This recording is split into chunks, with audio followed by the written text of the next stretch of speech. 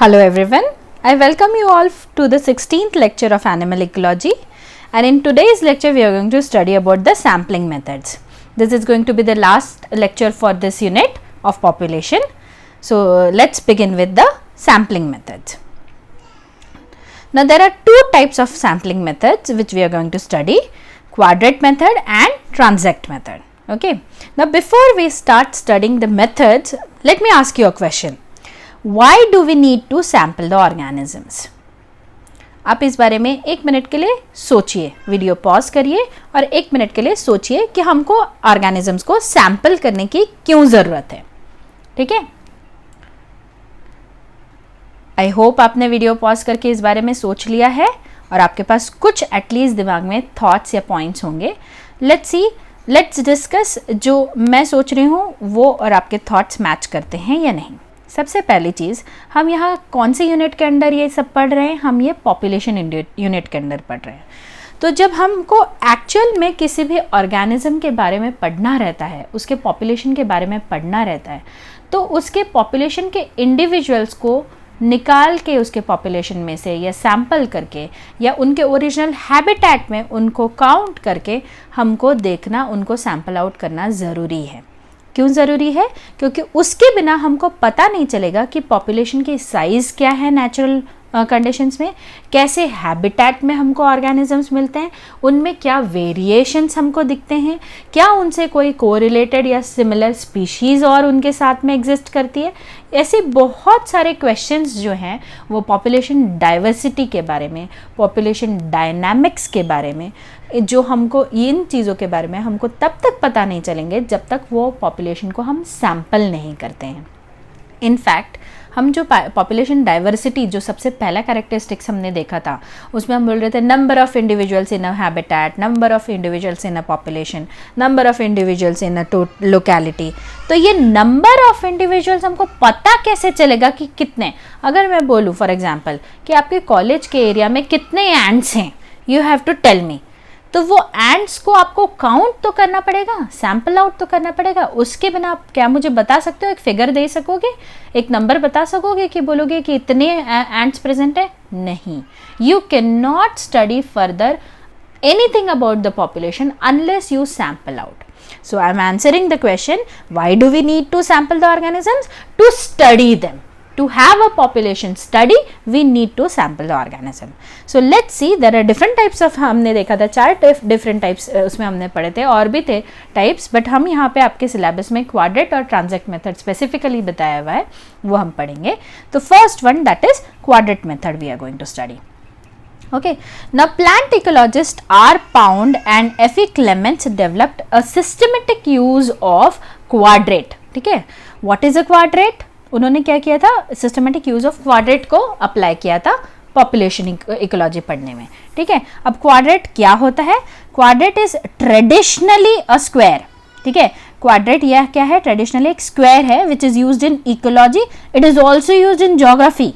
ठीक है, to isolate a standard unit area. एक यूनिट एरिया को डिफाइन करने के लिए क्वाड्रेट यूज किया जाता है. ट्रेडिशनली ये स्क्वायर होता है, पर मॉडर्न क्वाड्रेट्स जो हैं वो रेक्टेंगुलर भी हो सकते हैं, सर्कुलर भी हो सकते हैं, इवन इररेगुलर भी हो सकते हैं, based on what type of study we are doing और we want to do. Fine. Now generally the quadrate is a square of 1 by 1 meter size, but the size can vary as per our study. ठीक है, well using, अब ये use कैसे करते हैं quadrat? तो आप समझ लीजिए एक मेटल की फ्रेम है 1 by 1 मीटर की, इसको यूज कैसे करेंगे? Well using an quadrat in the area, what do we do? The quadrat area is marked and the organisms falling under this quadrate are either sampled out, मतलब उनको हम उठा लेंगे, ले लेंगे, प्रिजर्व करेंगे और स्टोर करके आगे उसकी स्टडी करेंगे, या फिर उनको रिकॉर्ड करके सिर्फ छोड़ दिया जाता है. ठीक है, तो उस एरिया में स्क्वायर में 1 by 1 मीटर के स्क्वायर में अगर हमने 1 by 1 मीटर का क्वाड्रेट लिया है तो 1 by 1 मीटर के स्क्वायर में जितने भी ऑर्गेनिज्म आते हैं उनकी हम या तो फिजिकली रिकॉर्डिंग कर लेंगे, या कभी कभी अगर हम सैंपल आउट करना चाहते हैं तो उतने ऑर्गेनिजम्स हम लेके हटा के उसको प्रिजर्व भी फर्दर कर सकते हैं. ठीक है, ना depending on the type of study the recording may be repeated if required in different seasons और इवन इन सम ईयर्स. अभी क्या होता है कभी कभी, फॉर एग्जांपल जैसे मैंने आपको एग्जांपल दिया एंट्स का, ठीक है, इसके जगह अगर मैं कुछ और एग्जाम्पल लेती, या चलो एंड्स ही हम एग्जाम्पल लेते हैं, या otherwise I take example of snails. ठीक है, snails are slow moving organism जिनको हम स्टडी कर सकते हैं क्वाड्रेट से। सारे ऑर्गेनिज्म को क्वाड्रेट से नहीं स्टडी किया जा सकता है, जनरली प्लांट्स के स्टडी के लिए क्वाड्रेट्स यूज़ करते हैं, और एनिमल्स में स्लो मूविंग एनिमल्स के लिए यूज़ किया जाता है। एंड्स के लिए भी कर सकते हैं क्योंकि छोटी रहती है वो, इसलिए इतना फटाफट वो जा नहीं सकती, hence we can use it. But snails are a good example जो हम क्वाड्रेट के लिए से स्टडी कर सकते हैं। अब स्नेल का अगर मैं एग्जांपल ले रही हूँ, आपने एक सीज़न में आपने क्वाड्रेट में पढ़ा कि इतने इतने स्नेल्स हमको इसमें दिख रहे थे। ठीक है, वो सीजन वाइज वेरी करेंगे, तो आप क्या करोगे, to observe the seasonal variation of the snails you can repeat the study. तो ओवरऑल अब मैं आपकी स्टडी कैसे आप लाइन अप करोगे एक्सप्लेन करती हूँ आपको। मैंने क्या बोला आपको, आपके कॉलेज के कैंपस में कितने स्नेल्स हैं ये पढ़ो, इसकी स्टडी करो। तो आप क्या करोगे, एक क्वाड्रेट लोगे 1 by 1 मीटर का, let's say I have told you to take a quadrat of 1 by 1 metre. वो 1 by 1 मीटर का मेटल फ्रेम लेके आप पूरे कैंपस में रैंडम स्क्वायर सिलेक्ट करोगे। रैंडम बोल रहे हैं, हमने रैंडम डिस्ट्रीब्यूशन पढ़ा था ना, वैसे ही रैंडम आपको लेना है कि रिपीट नहीं होनी चाहिए जगह, और सब जगह रैंडमली कवर होना चाहिए। ऐसा नहीं कि कहीं कहीं होना चाहिए कहीं नहीं होना चाहिए, कि भाई आपने मेन रस्तों के एरिया ही कवर किए हैं, बाकी सब जहाँ ग्रासेस हैं वो नहीं किया है, या सिर्फ ग्रासेस किए हैं रास्ते नहीं किए, ऐसे नहीं। Everything should be evenly covered. ठीक है, रैंडमली कवर्ड, नॉट इवनली, हर जगह एग्जैक्ट नहीं होना चाहिए, इट शुड बी रैंडम, उसका कोई पैटर्न नहीं होना चाहिए। तो आपने वो मार्क किए लोकेशंस और उसमें आपने पढ़ाई की। ठीक है, पर अब आपको मैं बोल रही हूँ पूरे साल भर आपको स्टडी करनी है उसकी। तो क्या मतलब हुआ, उसको आपको अलग अलग सीजन में देखना होगा कि भाई जैसे रेनी सीजन में कैसे दिख रहे हैं हमको, फिर लेट्स से विंटर सीजन में दिख रहे हैं क्या, समर सीजन में दिख रहा है, तभी आप बात कर सकेंगे कि what kind of variations you have observed in the population of the snails. ठीक है, सो नाउ अब क्या करेंगे, अब आपने जहाँ पे फर्स्ट क्वाड्रेट लिया वहाँ आपको वो क्वाड्रेट को मार्क करना पड़ेगा। क्यों मार्क करना पड़ेगा, क्योंकि नेक्स्ट सीजन में आपको वही क्वाड्रेट अब फिर से लेना है। आप ऐसे नहीं कर सकते कि एक सीजन में कहीं और लिया, दूसरे सीजन में कहीं और लिया, नॉट लाइक दैट। जहां भी आपने फर्स्ट सीजन में लिया same you have to mark. So for that what is done, different such, तो quadrants are permanently marked if further study is required. ठीक है, रिकॉर्डिंग जब डिफरेंट सीजन या आफ्टर सम ईयर्स भी अगर चाहिए रहती है, तो ऐसे केस में क्वाड्रेट्स को परमानेंटली मार्क किया जाता है। मतलब दिस ऑल विल डिपेंड कि आपकी टाइप ऑफ स्टडी क्या है। ठीक है, आपका अप्रोच क्या है, आपको करना क्या है। ठीक है, now to cover the complete area under study quadrats are marked randomly to avoid any biases. ये मैंने आपको ऑलरेडी एक्सप्लेन किया। और ये मार्क परमानेंटली कैसे किए जाते हैं ये मैंने आपको नहीं बताया, पेग्स यूज किए जाते हैं। ठीक है, पेग्स मतलब चिमटा, हम जैसे कपड़ा सुखाने के लिए चिमटा यूज करते हैं, so such pegs are used. ठीक है, to mark the quadrants permanently. ना ये जो क्वाड्रेट मेथड है ना, ये मैंने बोला जैसे प्लांट्स के लिए ज़्यादा यूज़ होती है एंड स्लो मूविंग एनिमल्स के लिए यूज़ होती है, सारे एनिमल्स के लिए नहीं होती है। और also I will tell you one more thing कि इस लेक्चर में हम सिर्फ क्वाड्रेट और ट्रांजैक्ट मेथड देखने वाले हैं। हमने जब पॉपुलेशन के बारे में पढ़ा था तभी हमने डाइवर्सिटी में पढ़ा था कि there are other ways also to observe and sample out the organism. तो आप कौन सा ऑर्गेनिज्म स्टडी कर रहे हो, इसके बेसिस पे आपका कैसा सैम्पलिंग होगा ये चेंज होगा। जैसे बर्ड के लिए हमने डिफरेंट देखा था एग्जाम्पल, अब इंसेक्ट के लिए आपको स्प्रेडशीट करने होगी, आप रिमूव कर लोगे उतने पॉपुलेशन इंसेक्ट्स के और उसको स्टोर करके ऑब्जर्व करके फर्दर करोगे। तो क्योंकि आप इंसेक्ट पकड़ के वापस छोड़ नहीं दोगे, वो बहुत ज़्यादा उसका लाइफ स्पैन नहीं रहता, तो वो वैसे भी मर जाएगा। पर वही अगर आप बर्ड लोगे तो आप पकड़ के उसको मार्क करके उसको छोड़ सकते हो। मार्किंग एंड रिकैप्चरिंग हमने मेथड देखी थी। तो technically what I want to say is कि कौन सा आपका ऑर्गेनिज्म है under study, that will decide what kind of sampling method you are going to follow. But here we are in your syllabus, since only 2 sampling methods you have to study, quadrate and transect, I am dealing only with these 2. Fine. If you further want any details on any particular thing, you can contact me personally. I will tell you about the kind of organism what you want to know about and उस particular organism के sampling हम किस तरह से और कैसे करेंगे। ठीक है, so this is all about the quadrate method. Let's move on to the transect methods. ठीक है, नाउ ट्रांजैक्ट मेथड्स क्या होती है, देखो, when organisms have to be studied along a ecological gradient. ठीक है, ग्रेडियंट कोई है उसके अलॉन्ग हमको पढ़ना है, जैसे चेंज इन अल्टीट्यूड और चेंज इन लैटिट्यूड, ऐसे ग्रेडियंट वाइज अगर हमको पढ़ना है तो उस केस में हम ट्रांजैक्ट मेथड यूज़ करते हैं। आपको ज्योमेट्री का ये पार्ट पता है क्या? टेंजेंशियल चीज़ें चलती हैं, ये अगर सर्कल है तो इसको टच होके जब नीचे चीज़ चलती है तो उसको लाइन रहती है, उसको हम टेंजेंट बोलते हैं। तो ये जो रेडियस रहता है इससे परपेंडिकुलर आती है। आपको ये पता है? अब आप बोलोगे मैडम ज्योमेट्री में क्यों चली गई हैं? तो ज्योमेट्री में इसलिए चली गई हैं क्योंकि इकोलॉजिकल ग्रेडियंट अगर ऐसा है, if this is the ecological gradient, ठीक है, इस डायरेक्शन में ग्रेडियंट है, तो ट्रांजैक्ट मेथड में हम सैम्पलिंग ऐसे करेंगे, ठीक है, perpendicular, in this way we are going to sample, ठीक है। So the name it comes from the transecting, इससे आता है, इसलिए ट्रांजैक्ट मैंने आपको इस तरह से एक्सप्लेन किया। So the line perpendicular to the gradient, ये क्या है? ग्रेडियंट है, this is the gradient, and this is the line which is perpendicular to the gradient. ये देखिए 90 डिग्री एंगल मैंने दिखाया। So the line perpendicular to the gradient is laid down and is called as transect. So what is this called as? This is called as transect, ठीक है। अगर मैं दूसरे colour से बताना चाहूँ तो ये आपका ग्रेडियंट है इकोलॉजिकल, और ये ब्लू लाइन जो है ये ट्रांजैक्ट है, ठीक है। ग्रीन लाइन इकोलॉजिकल ग्रेडियंट है और ब्लू लाइन जो है वो ट्रांजैक्ट है, fine. So it is a linear sampling method. इससे पहले कैसा था? हमने जो पढ़ा था ये, वो कैसा था? वो रैंडम मेथड था, वो हम रैंडमली ले रहे थे ना क्वाड्रेट्स, तो it was a random method, whereas transact method is a linear method. It generally helps in determining and understanding the gradual changes in the distribution. इसमें हमको कैसे समझ आता है gradually change कैसे होता है? अब देखिए फॉर एग्जाम्पल यही अगर एग्जाम्पल हम ले रहे हैं, ये ग्रीन वाला ग्रेडियंट जो है इकोलॉजिकल, ये किस चीज़ का ग्रेडियंट है? मैं बोलती हूँ लेट्स से लैटिट्यूड का ग्रेडियंट है, ठीक है। Let's say it is a latitudinal gradient, तो ये नीचे का लैटिट्यूड हो गया और ये ऊपर का लैटिट्यूड हो गया। तो ये लाइन जो हो गई ये इंक्रीज्ड लैटिट्यूड की हो गई है और ये नीचे वाली लाइंस जो हैं डिक्रीज्ड लैटिट्यूड की हैं।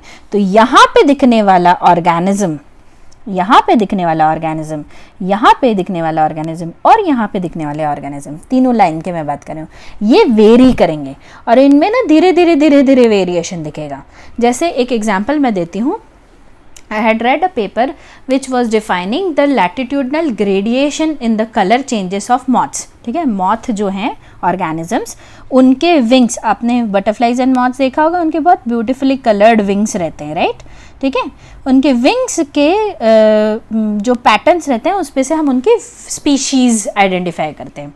तो ऐसा एक मैंने एक रिसर्च पढ़ा था जिसमें उन्होंने बताया था कि जैसे हाइट बढ़ते गई अल्टीट्यूड की, माउंटेन की, ठीक है, जैसे हाइट बढ़ते गई ना, जितना हाइट पे जाते गए उनको दिखा कि हर हाइट पे बटरफ्लाइज जो हैं वो अलग अलग वेरिएशन, उनमें कलर्स में, उनके पैटर्न्स में ना थोड़ा थोड़ा वेरिएशन दिख रहा है, ठीक है।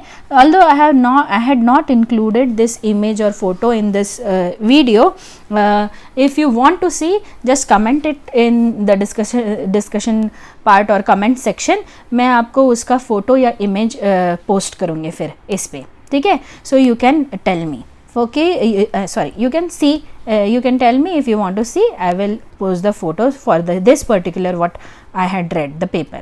Okay, so ये हमको बेसिकली क्या कर रहा है, ग्रेजुअल चेंजेस जो हैं डिस्ट्रीब्यूशन में ऑर्गेनिज्म के, ये पढ़ने के लिए ट्रांजैक्ट मेथड हेल्प कर रहा है।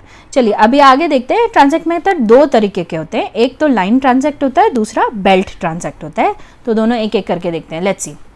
line transact, as the name suggests, it is in this the line is laid down, एक line lay down की जाती है, ठीक है, with help of steel tape, steel chain और rope, ठीक है। ऐसे सीधे रोप, स्टील चेन, स्टील टेप ऐसे डाले जाते हैं और उस रोप, चेन, टेप को पेग्स या हुक्स से फिक्स कर दिया जाता है, ठीक है। ये पहले मैं बता दूं, ये लाइन ट्रांजैक्ट मेथड जो है ये जनरली वेजिटेशन के लिए यूज़ करती है, ठीक है, क्योंकि पेड़ उठ के इधर उधर जाते नहीं, तो it's easier to study. So all the vegetation which covers through that line और passes through a line that are recorded. तो लाइन के पाथ में जो जो वेजिटेशन आएंगे ना वो रिकॉर्ड किए जाते हैं। और फिर कैसे पढ़ा जाता है? कि उस लाइन में अगर सपोज एक ट्री कोई आया पर्टिकुलर, ठीक है, वो ट्री नेक्स्ट वापस कितना डिस्टेंस के बाद रिपीट हो रहा है उस लाइन पे, या रिपीट हो रहा है या नहीं, या उस लाइन पे हमको कितने वैरायटी ऑफ ट्रीज दिख रहे हैं. So that will give us some data to further study. ठीक है. Now to cover large area, अगर आपको लार्ज एरिया पढ़ना है तो क्या करना है, आपको अगर ये लार्ज एरिया पढ़ना है तो ऐसे पैरेलल लाइंस पढ़ने हैं, जैसे अभी मैंने पिछले स्लाइड पे बताया था कि आपको स्टडी करने के लिए ये लाइंस जो है ये पैरेलली पढ़नी है. So that is all about line transact method. Next is the belt transact method. The belt transect method is used when a long strip of vegetation has to be studied. लंबा strip है vegetation का ऐसा, जब आपको ये ऐसे strip of vegetation पढ़ना होता है तब आप belt transect method use करते हो. Now instead of observing as a line in a line transect, belt transect involves study of strips of vegetation. ठीक है, मैंने पहले ही बोला strip मतलब एक flat plate या piece, rectangular piece. ठीक है. The width of vegetation can vary according to the type of vegetation. कितना विड्थ, ये विड्थ कितनी लेनी है ये वेरी करेगी जो वेजिटेशन हम पढ़ रहे हैं उसके ऊपर. ठीक है. जैसे हर्ब्स पढ़ रहे हैं अगर, तो हर्ब्स के लिए 10 सेंटीमीटर की विड्थ होती है, पर अगर वुडलैंड बड़े ट्री पढ़ रहे हैं तो 1 से 10 मीटर तक की भी विड्थ हो सकती है. ठीक है. तो विड्थ हम कितनी लेंगे ये स्ट्रिप की, ये डिपेंड करेगा क्या वेजिटेशन हम पढ़ रहे हैं उसके ऊपर. ठीक है. As I said, this is again used more for vegetation instead of animals. Now the studies which require observation again and again after a period of time, the transect is marked using, अच्छा ये एक चीज़ मैं बताना भूल गई, this is called as transect. Okay. The transect is marked with deep seated wooden pegs और wire net fence. जो wire net की जालियाँ रहती है ना, हम एरिया डिफाइन करने के लिए या अपने जहाँ तक अपना घर की या गार्डन है वहाँ उसके आजू बाजू ऐसे फेंस लगाते हैं ना वायर्ड, वैसा वायर फेंस या wooden permanent deep seated wooden peg से ये किया जाता है, क्योंकि हमको वो एरिया बहुत लंबे समय तक मार्क करके रखना है. ठीक है. Well studying a belt transact what is done, the strip is further divided into segments. ये स्ट्रिप को ना फर्दर सेगमेंट में डिवाइड किया जाता है. कैसे सेगमेंट्स में डिवाइड किया जाता है, जितना इनका ब्रेड्थ है उतना ही लेंथ लिया जाता है और एक स्क्वायर कंसिडर किया जाता है. तो ऐसे ऐसे स्क्वायर्स बनाते जाते हैं, जितना ब्रेड्थ है उतना, हाँ, जैसे ब्रेड्थ इंक्रीज करेगा उस हिसाब से, मतलब ये एक स्क्वायर सेगमेंट जो है ना ये पूरा परफेक्ट स्क्वायर होना चाहिए, लेंथ और ब्रेड्थ इक्वल होना चाहिए. ऐसे इसको सेगमेंट्स में डिवाइड किया जाता है. The transect is divided into segments and then it is studied, and this is referred to, this segment is referred to as quadrat. क्या बोलते हैं इसको, क्वाड्रेट. ठीक है. Quadra means 4, right. So quadrat बोलते हैं क्योंकि स्क्वायर है ये. So these segments are actually square patches where the length and breadth are segments are same and they are commonly referred to as quadrats. So this is how belt transect method is used for studying the different types of vegetations or slow moving organisms. So that is all about the 2 sampling types which were mentioned in your syllabus. If you have any doubts and queries, you can contact me through my blog or email or through WhatsApp, email and through my blog. Okay. Feel free to ask for any kind of questions you have, and if you have any problems. Thank you.